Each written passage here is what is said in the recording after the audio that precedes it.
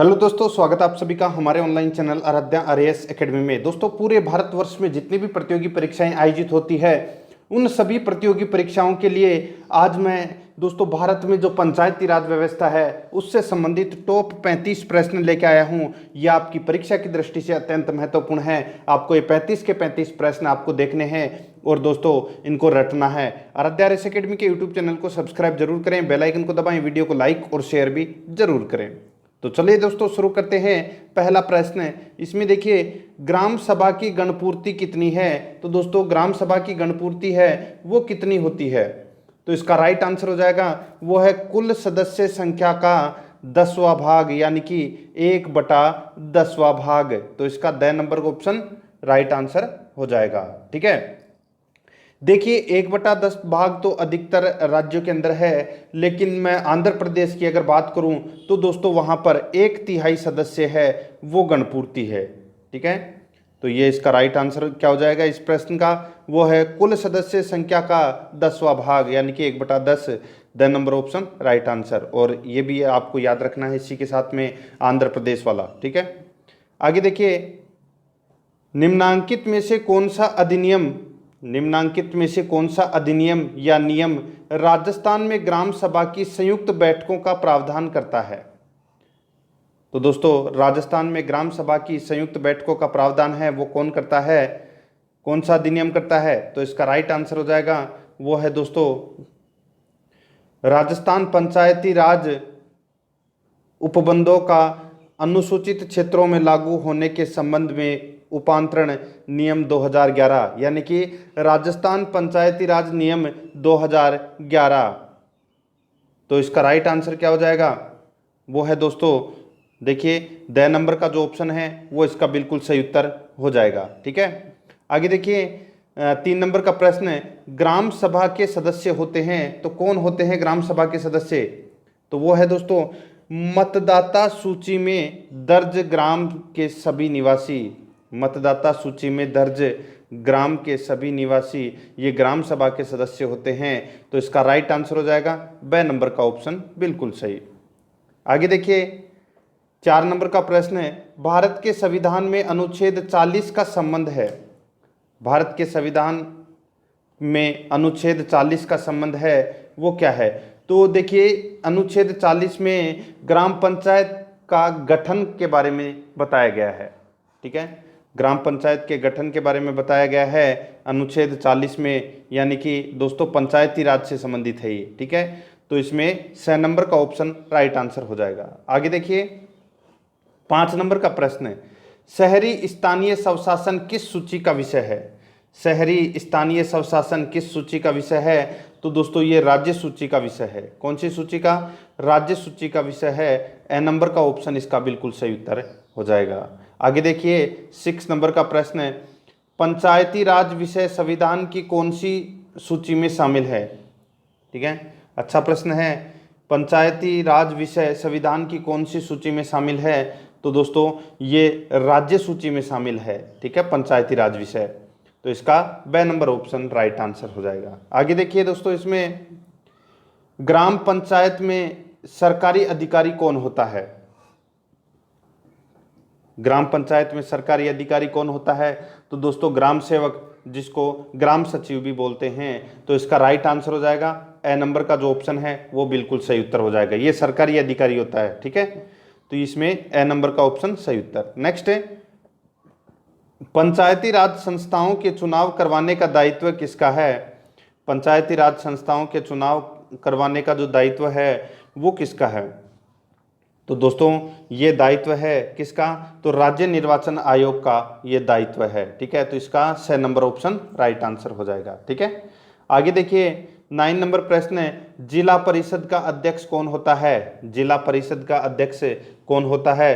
तो वो होता है दोस्तों जिला प्रमुख। कौन होता है? जिला प्रमुख। ए नंबर ऑप्शन सही उत्तर। नेक्स्ट है, आगे देखिए पंचायती राज अधिनियम के अनुसार पंच, उप सरपंच व सरपंच अपना त्याग पत्र किसको सौंपते हैं? बहुत ही अच्छा प्रश्न है। पंचायती राज अधिनियम के अनुसार पंच, उप सरपंच और सरपंच अपना त्याग पत्र है ये किसको सौंपते हैं, तो ये सौंपते हैं दोस्तों किसको, तो विकास अधिकारी को, यानी कि खंड विकास अधिकारी को। तो इसका 6 नंबर का ऑप्शन है वो इसका बिल्कुल सही उत्तर हो जाएगा। ठीक है, आगे देखिए दोस्तों, इसमें 11 नंबर का प्रश्न है, राइट टू रिकॉल क्या है, और बहुत ही अच्छा प्रश्न है राइट टू रिकॉल। इसका मतलब होता है दोस्तों, देखिए, मतदाताओं द्वारा निर्वाचित प्रतिनिधियों को जनमत संग्रह द्वारा वापस बुलाने का अधिकार। जैसे कि कोई एमएलए था, ठीक है, बात है दोस्तों भीलवाड़ा क्षेत्र की, वहां पर कोई एमएलए था, उसको एमएलए चुन दिया गया जनता के द्वारा, और फिर दोस्तों उसको वापस बुला लिया था जनमत संग्रह के द्वारा।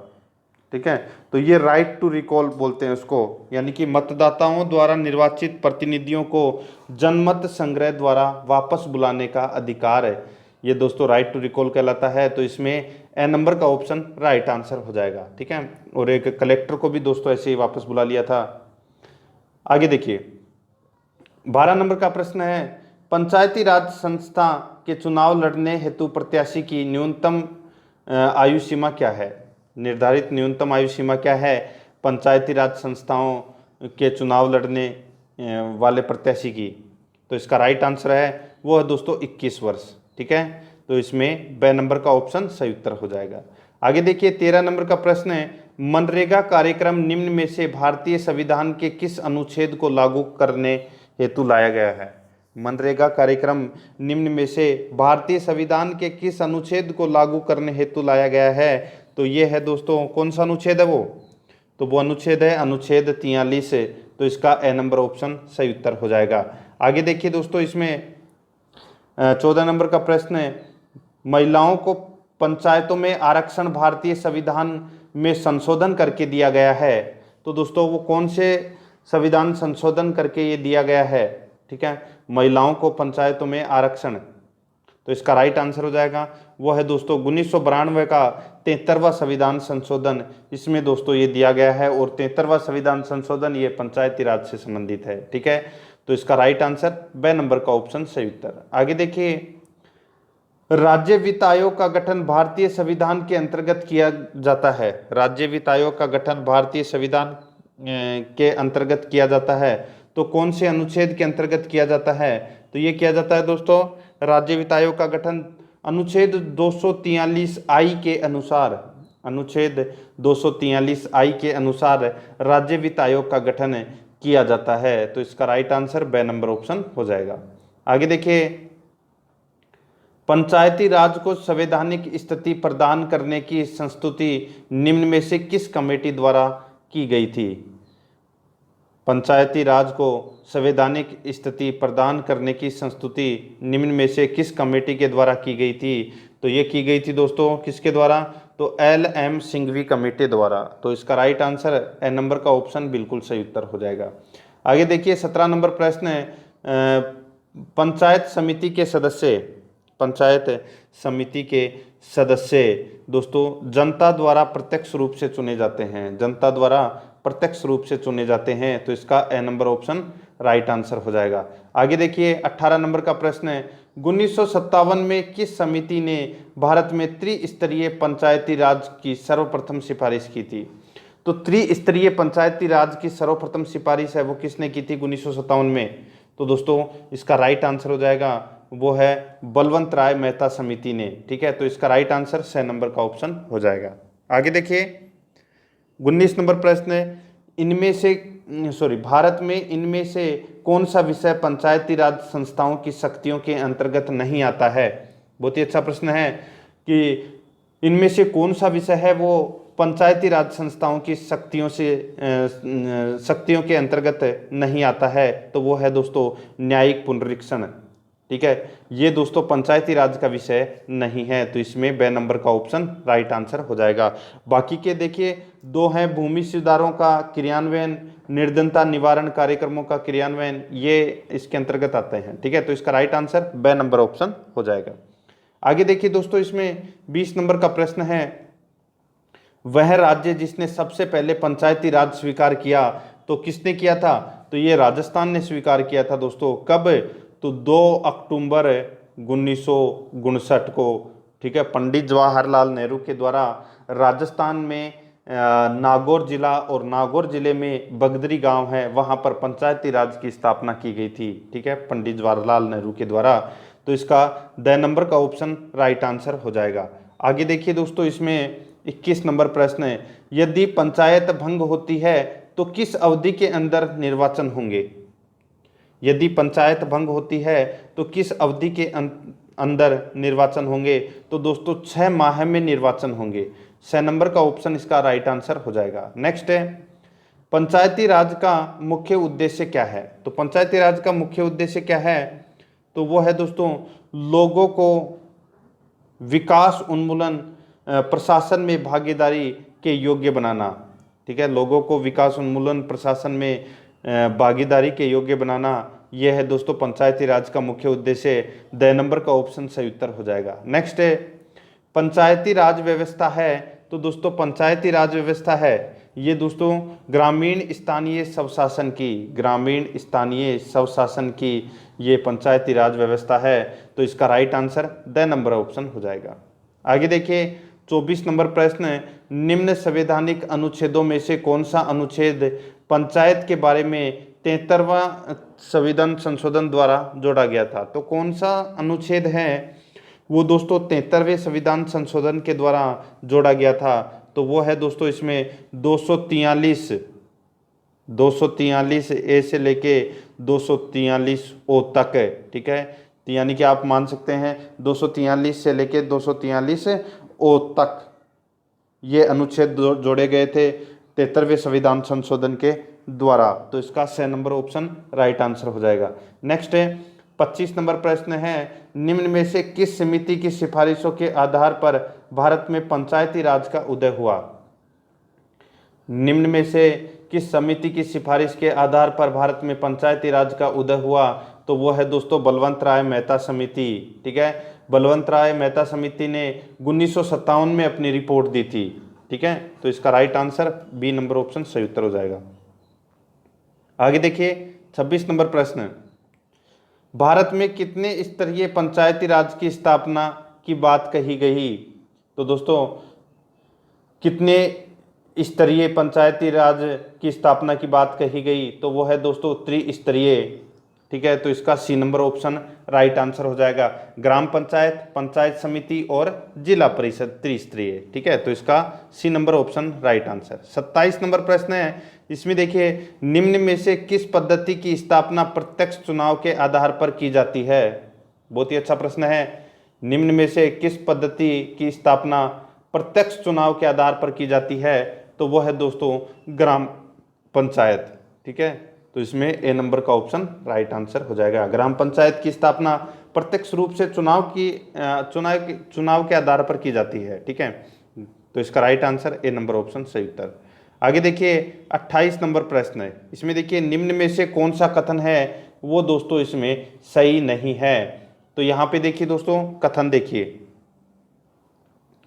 भारत में पंचायती राज की स्थापना जवाहरलाल नेहरू ने की थी। भारत में पंचायती राज की स्थापना जवाहरलाल नेहरू ने की थी। तो दोस्तों बिल्कुल सही बात है। नागौर जिले में के बगदरी गांव में पंडित जवाहरलाल नेहरू ने की थी, राजस्थान में। आगे देखिए मध्य प्रदेश में सबसे पहले पंचायती राज की स्थापना हुई। तो दोस्तों ये इसमें गलत है।